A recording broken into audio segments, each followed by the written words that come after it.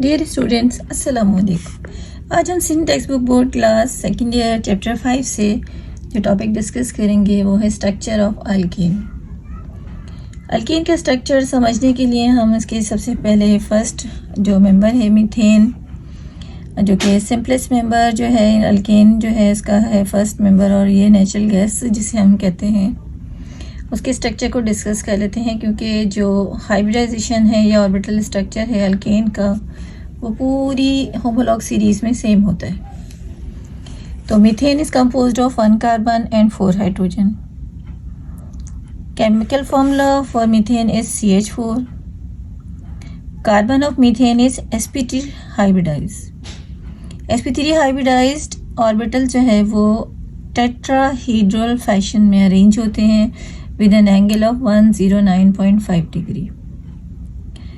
अब इस हाइब्रिडाइजेशन को समझने के लिए यहाँ पे मैंने थोड़ा सा इसकी बैकग्राउंड जो है लिखा है ताकि आपको इसकी डिटेल पता चल जाए कि कार्बन का एटॉमिक नंबर है 6 और इसकी कॉन्फ़िगरेशन है 1s2 2s2 2p2। Ground state पर है। जब ये इलेक्ट्रॉन एनर्जी एब्जॉर्ब करेगा तो आउटर मोस्ट शेल वाला ये इलेक्ट्रॉन s ऑर्बिटल वाला इलेक्ट्रॉन जंप करके p ऑर्बिटल में शिफ्ट हो जाएगा, ये एक्साइटेड स्टेट हो जाएगी। ये जो 1s2 है ये कंप्लीट शेल है, ये बॉन्डिंग में पार्टिसिपेट नहीं करेगा। 2s2 और 2px py pz जो है ये बॉन्डिंग में पार्टिसिपेट करेंगे। s ऑर्बिटल में एक इलेक्ट्रॉन है px py और pz। 1s orbital and 3p orbital is participating in the hybridization. Hybridization means mixing of orbital. Mixing of orbital का मतलब क्या है कि 1s ऑर्बिटल की शेप जो है वो स्फेरिकल है और p ऑर्बिटल की है डम्बल। तो ये 1s एंड 3p ऑर्बिटल जो है after mixing they generate 4sp3 hybrid orbital. Hybrid orbital means these 4 orbitals have same shape same energy। तो sp3 हाइब्रिडाइजेशन जो है वो उसकी शेप होती है टेट्राहीड्रल, और टेट्राहीड्रल जो शेप होती है वो है उसमें एंगल होता है 109। ये सारे एंगल्स जो है वो इक्वल होते हैं 109। अब इसमें जो कार्बन है वो ओवरलैप हो जाता है 4 कॉर्नर्स पर s ऑर्बिटल हाइड्रोजन के साथ, क्योंकि हाइड्रोजन का एटॉमिक नंबर 1 है और उसका इलेक्ट्रॉन जो है वो 1s ऑर्बिटल में होता है, तो उसके साथ ओवरलैप होके जब इस तरह से जो है ऑर्बिटल स्ट्रक्चर टेट्राहीड्रल बनाते हैं। ये हाइड्रोजन, ये हाइड्रोजन है, ये हाइड्रोजन, ये हाइड्रोजन। तो CH4 मीथेन का जो स्ट्रक्चर है इस तरह से होता है टेट्राहीड्रल, और 4 कॉर्नर्स पर जो हाइड्रोजन जो है वो इस तरह से ओवरलैप होके जो है वो सिग्मा बॉन्ड बनाते हैं, सिंगल सिग्मा बॉन्ड बनाते हैं। यही हाइब्रिडाइजेशन अल्केन के सारे मेंबर्स इथेन, प्रोपेन, ब्यूटेन सब में चलेगी। अब थोड़ा सा चेंज क्या है वो इसमें कि स्ट्रक्चर ऑफ इथेन जो है डिस्कस कर लेते हैं। Ethane is composed of 2 carbon atom and 6 hydrogen atom. 2 carbon atom and 6 hydrogen atom, और इसमें each carbon in ethane is also hybridized sp3 which is tetrahedral. अब चेंज इसमें क्या है कि जो कार्बन कार्बन बॉन्ड है वो यहाँ पर जो है वो एक और ओवरलैपिंग के साथ सिग्मा बॉन्ड बना रहे हैं, यानी कि ये तो यहाँ पे 4 कॉर्नर से एक कॉर्नर पे हाइड्रोजन था, अब ये इस तरह से कार्बन कार्बन, अब यहाँ पर एक और अगर फर्दर लिंक होगा तो ये जो है बॉन्ड कार्बन कार्बन इस तरह से जो है वो ओवरलैपिंग के बाद जो है वो चेन बनाते जाएंगे। इथेन में वन जो है ये कार्बन कार्बन बॉन्ड होगा और बाकी जो कॉर्नर्स हैं वो हाइड्रोजन के साथ ओवरलैप होकर बॉन्ड बनेंगे। हाइब्रिडाइजेशन इसमें वही है sp3 टेट्राहीड्रल जो अभी हमने डिस्कस की मीथेन में, और एंगल इसमें भी यही होगा 109.5 डिग्री। ठीक है। अब इसमें जो बस थोड़ा सा जो चेंज था वो क्या है कि 4 ऑर्बिटल जो हाइब्रिड ऑर्बिटल हैं, each carbon atom 3 sp3 hybridize orbital utilize in the formation of sigma bond with 3 hydrogen, whereas 1 hybrid orbital of 1 carbon atom overlap with sp3 hybridized atom of another carbon atom। यानी एक carbon atom का sp3 hybridize orbital दूसरे carbon atom के sp3 hybridize orbital के साथ overlap होकर bond बनाएगा, और वो जो कार्बन कार्बन बॉन्ड होगा वो अप्रॉक्सीमेट 1.54 एंगस्ट्रॉन्ग इसकी लेंथ है बॉन्ड की, और angle between carbon carbon hydrogen सब जो है अप्रॉक्सीमेट इक्वल होंगे 109.5 डिग्री। रिएक्टिविटी को डिस्कस कर लेते हैं। रिएक्टिविटी के हिसाब से देखें, जो पैराफिन्स होते हैं लेस एफिनिटी होती है इनमें ड्यू टू जो reactivity towards reactivity. Less reactive under normal condition, क्योंकि जो इनमें जो बॉन्ड है कार्बन कार्बन और कार्बन हाइड्रोजन, उनमें इलेक्ट्रोनेगेटिविटी का डिफरेंस इतना ज़्यादा नहीं है, तो वो नॉन पोलर इन नेचर होते हैं। और दूसरा मेन रीज़न जो है इसके लेस रिएक्टिव होने का वो क्या है कि strong carbon carbon sigma bond. Carbon carbon की रिएक्टिविटी में रिएक्शंस जो है वो क्या है कि कंबशन रिएक्शन है, यानी कि हम इनको as a best fuel use करते हैं। सेकंड है क्रैकिंग, यानी कि जो लॉन्ग चेन हाइड्रोकार्बन्स होते हैं उनको क्रैकिंग के बाद हम वैरायटी ऑफ यूजफुल प्रोडक्ट्स के लिए डिफरेंट कार्बन कंपाउंड जो है स्मॉल कार्बन कंपाउंड जो है वो ब्रेक डाउन के बाद जो है वो आइसोलेट कर सकते हैं। तो इस तरह से क्रैकिंग, जैसे फॉर एग्जांपल के 3 कार्बन का एक कंपाउंड है प्रोपेन, अगर हम उसको क्रैक करते हैं तो वहाँ से हमें hydrogen, methane, ethene, propane 4 different compound मिलते हैं। इस तरह से जैसे अगर हम कार्बन बढ़ाते जाते हैं, पेंटेन, हेक्सेन, हेप्टेन या फिर और से बड़े C17, 18 इस तरह बड़े कार्बन हो, तो उनको आफ्टर क्रैकिंग जो है वहाँ पास एक बहुत ज़्यादा वैरायटी ऑफ यूजफुल प्रोडक्ट्स मिल जाती हैं। और एक जो बस यानी इंपॉर्टेंट केमिकल रिएक्शन है वो इसका है हैलोजिनेशन। हैलोजिनेशन को भी डिस्कस कर लेते हैं। अच्छा, स्ट्रक्चर ऑफ अल्केन में एक और जो है वो है साइक्लो। साइक्लो में जो स्ट्रक्चर है वो आपकी बुक में प्रोपेन है, तो स्ट्रक्चर ऑफ साइक्लोप्रोपेन को डिस्कस कर लेते हैं। Cyclopropane is the smallest and simplest cyclo alkane, यानी कि 2 कार्बन में रिंग नहीं हो सकती, तो सबसे छोटी रिंग जो है वो पॉसिबल होगी 3 कार्बन्स में। तो जो सिंपलेस्ट साइक्लो अल्केन होगा वो हो जाएगा आपका साइक्लोप्रोपेन। साइक्लो हमने इसलिए कहा कि ये जो 3 कार्बन्स हैं they exist in ring formation, ठीक है। तो यहाँ पे कार्बन कार्बन कार्बन जो है वो एक रिंग जो है वो प्रोड्यूस होगी, और बाकी वैलेंसीज को सेटिस्फाई करने के लिए जो हाइड्रोजन जो है वो यहाँ पर पार्टिसिपेट करेंगे। साइक्लोप्रोपेन जो है ट्राइगोनल ज्योमेट्री इसकी होगी। ये सिंपलेस्ट साइक्लो अल्केन है, इसका फॉर्मूला है C3H6, और इसकी जो ज्योमेट्री है वो ट्राइगोनल ज्योमेट्री होगी। इंटरनल एंगल इसका 60 डिग्री होगा। बॉन्ड एंगल जो 109.5 था वो रिड्यूस होकर जो है वो जो है, अच्छा बॉन्ड एंगल ये वाहिद वाली है तो ये 109.5 डिग्री। अब यहाँ पर देखें, जैसे ये जो एंगल था 109.5 डिग्री, तो ये जब कार्बन ये यहाँ पर था कार्बन इसका, यानी है sp3 हाइब्रिडाइज्ड है, तो ये जो है रिड्यूस होकर 60 डिग्री तक ये आ जाएगा, और ये 60 जो है वो यहाँ पर एक ट्राइगोनल जो है वो रिंग बनाएंगे। तो ये जो साइक्लो जो प्रोपेन है ये बहुत ज़्यादा जो है रिएक्टिव होती है साइक्लोप्रोपेन, क्योंकि इसमें जो है रिंग स्ट्रेन बहुत ज़्यादा होता है।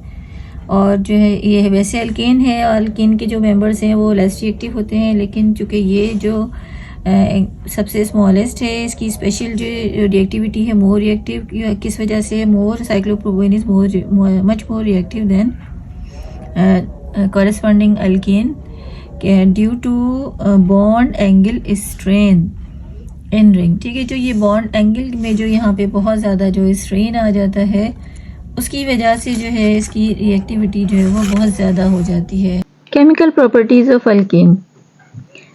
अल्केन की केमिकल प्रॉपर्टीज़ जो है वो बहुत स्पेसिफिक सी हैं, और चूँकि अल्केन जो है वो सिमेट्रिक नॉन पोलर स्ट्रक्चर है और लेस रिएक्टिव है, तो वहाँ पे जो एक इसकी केमिकल प्रॉपर्टी है क्रैकिंग कंबशन रिएक्शन, और एक जो इम्पोर्टेंट केमिकल प्रॉपर्टी वो है रेडिकल सब्स्टिट्यूशन रिएक्शन।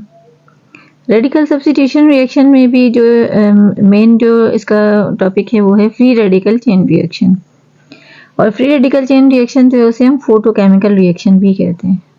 इस टॉपिक को स्टार्ट करने से पहले हम एक छोटी सी डेफिनेशन डिस्कस कर लेते हैं कि जो बॉन्ड ब्रेकिंग है इन बिटवीन 2 एटम जो है, केमिकल बॉन्ड की जो ब्रेकिंग है ऑर्गेनिक मॉलिक्यूल्स की, वो 2 टाइप की हो सकती है कि वो होमोलाइटिक फिशन हो या फिर हेटेरोलाइटिक फिशन हो, यानी कि क्लीवेज ऑफ केमिकल बॉन्ड इस तरह से हो कि each atom receive 1 of the electron from the bond, यानी कि ये जो बॉन्ड है इन बिटवीन 2 जो इलेक्ट्रॉन है इन बिटवीन 2 बॉन्ड जो इन्होंने सिंगल कोवलेंट बॉन्ड बनाया हुआ है वो इस तरह से ब्रेक हो कि वो इक्वली जो है वो सिंगल इलेक्ट्रॉन लेकर जो है वो सेपरेट हो जाए, यानी कि जो 2 डॉट से मैंने इलेक्ट्रॉन शो किए हैं बॉन्ड है in between A and B, तो ये होमोलाइटिक ब्रेक होगा और ए पर भी एक इलेक्ट्रॉन आ जाएगा और बी पर भी एक इलेक्ट्रॉन आ जाएगा। तो इस तरह की जो क्लीवेज है इसको हम कहेंगे होमोलाइटिक फिशन। और अगर जो है हेटेरोलाइटिक फिशन जो है उसमें क्या होगा कि जो one atom receive both electron from the bond. अब ये बॉन्ड जो शेयर किया हुआ है in between two atom A and B, तो इसमें क्या होगा कि जो 2 इलेक्ट्रॉन्स हैं वो किसी ए या बी किसी एक साइड पर शिफ्ट हो जाएंगे। जैसे ये दोनों इलेक्ट्रॉन जो है वो ए पर शिफ्ट हो गए और ए पर जो है वो इलेक्ट्रॉन डेंसिटी ज़्यादा होगी, तो इसने इलेक्ट्रॉन गेन किया है, ये हो गया नेगेटिव, और इसके पास इलेक्ट्रॉन डेफिशिएंसी क्रिएट हो गई है, इसका अपना इलेक्ट्रॉन भी नहीं है, तो ये हो जाएगा इलेक्ट्रोफाइल। पॉजिटिव जो होते हैं उसको इलेक्ट्रोफाइल कहते हैं, नेगेटिव जो है उसको न्यूक्लियोफाइल। इसी तरह से ये दोनों इलेक्ट्रॉन जो है वो बी पर शिफ्ट हो सकते हैं, तो बी नेगेटिव हो जाएगा और ए पॉजिटिव। यानी 2 ऑप्शन है, होमोलाइटिक जो फिशन हो या फिर हेटेरोलाइटिक। फ्री रेडिकल मैकेनिज्म जो है वो होमोलाइटिक फिशन से होता है, और वो फोटोकेमिकल हम से स्पेशली कहते हैं, वो इसलिए कि जो फोटोकेमिकल रिएक्शंस होते हैं वो इन प्रेजेंस ऑफ सनलाइट होते हैं। तो मीथेन में या अल्केन में जो है स्पेशली जो रिएक्शन है हेलोजिनेशन, जो इसमें हम डिस्कस कर लेते हैं। हेलोजिनेशन में भी स्पेशली हम क्लोरीनेशन फ्री रेडिकल मैकेनिज्म जो है वो होमोलाइटिक फिशन होगा और फोटोकेमिकली होगा, यानी कि इन प्रेजेंस ऑफ सनलाइट की अल्ट्रावायलेट रेडिएशन जो है वो क्लोरीन के बॉन्ड को ब्रेक करने में हेल्प करेगी और वहाँ पर फ्री रेडिकल जनरेट होंगे। रिएक्शन जो स्टार्ट होता है जहाँ से, तो यानी जो सबसे पहले तो हम इसे देखते हैं कि जो फ्री रेडिकल जो यहाँ पर बनेंगे इन प्रेजेंस ऑफ सनलाइट, वही रिएक्शन को इनिशिएट करेंगे। तो फ्री रेडिकल सब्स्टिट्यूशन रिएक्शन यहाँ परफॉर्म होंगे, तो इसको हम फ्री रेडिकल सब्स्टिट्यूशन भी कहेंगे। स्टेप 1 में चेन इनिशिएशन जो है, इसमें क्या होगा कि रिएक्शन स्टार्ट यहाँ से होता है। तो सबसे पहले क्या होता है कि क्लोरीन का जो बॉन्ड है वो in presence of sunlight ultraviolet radiation जो है वो होमोलाइटिक ब्रेक हो जाता है। यानी ये जो 2 इलेक्ट्रॉन जो इन क्लोरीन ने दोनों ने बॉन्ड में शेयर किए हुए हैं, ये दोनों अपना अपना इलेक्ट्रॉन लेकर अलग हो जाते हैं, और यहाँ पे जो है ये देखिए क्लोरीन फ्री रेडिकल जनरेट हो गया। तो यहाँ से रिएक्शन स्टार्ट हुआ है, तो इस रिएक्शन को हम कहेंगे चेन इनिशिएशन। अब ये फ्री रेडिकल जो है जनरेट जो हुआ यहाँ पर, ये क्या करेगा कि जाकर मिथाइल पर अटैक करेगा, मीथेन पर अटैक करेगा। चेन प्रोपेगेशन हम इसको क्यों कहते हैं, देखिए अभी डिस्कस करते हैं कि ये जो एक रेडिकल है इसने आकर मीथेन के हाइड्रोजन पर अटैक किया। अभी देखिए बाकी जो हाइड्रोजन है इसके बॉन्ड मैंने शो नहीं किए, क्योंकि ये बस समझ सकते हैं कि कार्बन के साथ 3 सिंगल कोवलेंट बॉन्ड है। अब इसे एट अ टाइम एक ही हाइड्रोजन पर बस अटैक करेगा, तो ये मैंने शो किया। ये कार्बन का इलेक्ट्रॉन, ये हाइड्रोजन का इलेक्ट्रॉन जो उन्होंने शेयर करके कोवलेंट बॉन्ड बनाया हुआ है। क्लोरीन फ्री रेडिकल यहाँ पर आकर जो है वो हाइड्रोजन के साथ जो है वो बॉन्ड बना लेगा, हाइड्रोक्लोरिक एसिड। अब ये देखिए हाइड्रोजन और ये इलेक्ट्रॉन यहाँ से एलिमिनेट हो गए और ये इलेक्ट्रॉन जो है मीथेन के पास जाएंगे। अब ये हाइड्रोजन रिमूव होने के बाद ये बन गया मिथाइल, और ये इसके ऊपर एक इलेक्ट्रॉन है, ऑड इलेक्ट्रॉन, तो इसे हम कहेंगे मिथाइल रेडिकल। अब ये मिथाइल रेडिकल जो है वो क्लोरीन पर अटैक करेगा और क्लोरीन के दोनों इलेक्ट्रॉनों में से एक इलेक्ट्रॉन लेकर एक क्लोराइड जो है क्लोरीन के साथ जो ये बॉन्ड बना लेगा, ये बन जाएगा क्लोरोमीथेन, और ये क्लोरीन जो है वो एक ऑड इलेक्ट्रॉन के साथ अलग हो जाएगा। यानी इन दोनों स्टेप्स में क्या चीज़ कॉमन है कि एक रेडिकल ने एक न्यूट्रल मॉलिक्यूल पर अटैक किया और एक नया रेडिकल जनरेट किया। इसी तरह से ये जो रेडिकल है इसने किसी दूसरे मॉलिक्यूल पर अटैक किया और एक और नया रेडिकल जनरेट किया। तो एक रेडिकल से दूसरा रेडिकल जनरेट हो रहा है, दूसरे से दूसरा रेडिकल जनरेट हो रहा है, तो इसको हम कहेंगे चेन प्रोपेगेशन। इस तरह से ये रिएक्शन जो है वो आगे चलता रहेगा। थर्ड स्टेप में क्या होगा लास्ट में, जहाँ पर हम चेन टर्मिनेशन जो है वो डिस्कस करेंगे। जो चेन टर्मिनेशन है उसमें क्या होगा कि 2 रेडिकल जो है वो आपस में ज्वाइन होके कंबाइन होके न्यूट्रल हो जाएंगे, बॉन्ड बना लेंगे, तो वो टर्मिनेट हो गए। यानी कि दोनों रेडिकल अब जैसे क्लोरीन फ्री रेडिकल दोबारा से ज्वाइन होके क्लोरीन गैस बना लें, methyl radical chloride radical chlorine radical जो है वो क्लोरोमीथेन बनाए, या फिर मिथाइल रेडिकल कंबाइन होकर इथेन बनाए। तो इस तरह से ये रिएक्शन जो है वो कंप्लीट हो जाएगा कि जब फ्री रेडिकल्स आपस में कंबाइन हो जाएंगे और वो एक स्टेबल मॉलिक्यूल बना लें।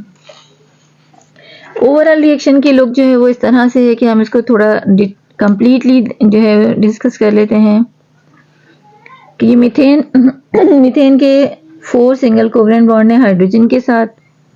फर्स्ट स्टेप में क्लोरीन ने किसी एक हाइड्रोजन पर अटैक किया, ये HCl बनाया, यहाँ से बॉन्ड निकल गया, एक वैकेंसी हो गई। दूसरा क्लोरीन जो है वो यहाँ कर हाइड्रोजन की जगह बॉन्ड बना ली। अब ये बन गया क्लोरोमीथेन। क्लोरोमीथेन मैंने यहाँ दोबारा लिखा। अब देखिए अगर क्लोरीन किसी एक हाइड्रोजन पर अटैक कर सकता है तो इस पर भी कर सकता है, इस पर भी, इस पर भी। तो अब इस क्लोरीन ने जो है वो दूसरे हाइड्रोजन पर अटैक किया, HCl बनाया, और दूसरा यहाँ जो क्लोरीन था वो उसने क्लोरीन की जगह बॉन्ड बना लिया, डाइक्लोरोमीथेन। अब डाइक्लोरोमीथेन पर तीसरा क्लोरीन जो है अटैक करेगा और फिर वो जो है उसको HCl बनाएगा और क्लोरीन इसकी जगह पर, ट्राइक्लोरोमीथेन। और ट्राइक्लोरोमीथेन की लास्ट में भी जो है एक हाइड्रोजन जो बचा है तो क्लोरीन जो है वो उसको भी सब्सिट्यूट कर देगा यहाँ पर, और लास्ट में बच जाएगा टेट्राक्लोरोमीथेन, जिसे हम कार्बन टेट्राक्लोराइड कहते हैं। तो कार्बन, इस तरह से हर स्टेप में एक हाइड्रोक्लोरिक एसिड जनरेट होगा और जो है हर स्टेप में एक हाइड्रोजन क्लोरीन से सब्सिट्यूट हो जाएगा। और जो मैकेनिज्म है वो यहाँ पर होगा फ्री रेडिकल मैकेनिज्म, तो हम इसको कहेंगे रेडिकल सब्स्टिट्यूशन रिएक्शन। ये टॉपिक आज यहाँ पे कंप्लीट हुआ। आई होप कि वीडियो आपको अच्छी लगी होगी। वीडियो को लाइक और शेयर कीजिएगा।